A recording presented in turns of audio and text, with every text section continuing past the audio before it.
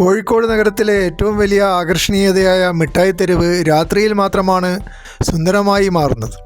പകൽ സമയത്ത് വെറും സാധാരണമായൊരു മാർക്കറ്റായി മിഠായി തെരുവ് നമുക്ക് അനുഭവപ്പെടും.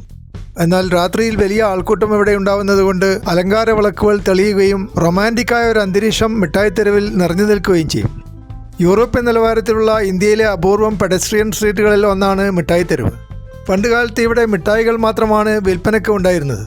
അതുകൊണ്ടാണ് സ്വീറ്റ് മീറ്റ് സ്ട്രീറ്റ് അഥവാ SM സ്ട്രീറ്റ് മിഠായി തെരുവ് എന്നൊക്കെ ഈ തെരുവ് അറിയപ്പെടാൻ തുടങ്ങിയത്.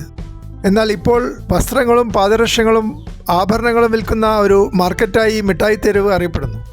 പണ്ടുകാലത്ത് സാമൂതിരിയുടെ നാണയങ്ങൾ അടിച്ചിരുന്ന മിൻറ്റ് അഥവാ കമ്മട്ടം ഇവിടെയാണ് സ്ഥിതി ചെയ്തിരുന്നത്.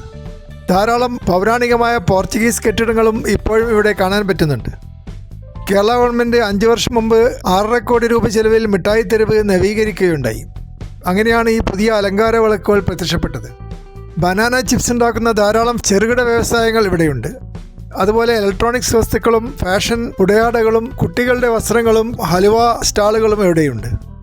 മിഠായി തെരുവിൽ ഉയർന്ന ക്വാളിറ്റിയുള്ള വസ്തുക്കൾ ചുരുങ്ങിയ വിലക്ക് ലഭിക്കുന്നതുകൊണ്ടാണ് ഇത്രയധികം ജനങ്ങൾ ഇവിടെ ഷോപ്പിങ്ങിന് വരുന്നത്. ഒരു സിനിമാ തിയേറ്ററും ബുക്ക് സ്റ്റാളും ഇവിടെയുണ്ട്.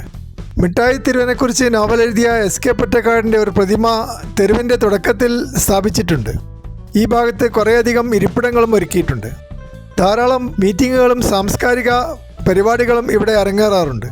പണ്ടുകാലത്ത് വൈക്കം മുഹമ്മദ് ബഷീറിനെയും SK പൊറ്റക്കാടിനെയും പോലെയുള്ള ബുദ്ധിജീവികൾ സ്ഥിരമായി കറങ്ങി നടന്നിരുന്ന ഒരു സ്ഥലമായിരുന്നു മിഠായി തെരുവ്.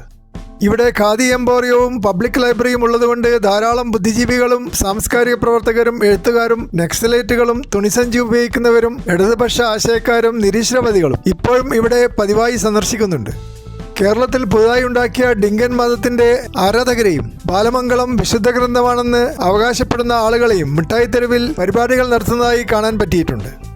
BBC പോലും റിപ്പോർട്ട് ചെയ്ത ഡിങ്കൻ മതത്തിൽ കലക്ടർ പോലും മെമ്പർഷിപ്പ് എടുക്കുകയും മുഖ്യധാരാ മതങ്ങൾക്ക് ഒരു ഭീഷണിയായി ഉയരുകയും ചെയ്തിട്ടുണ്ട്.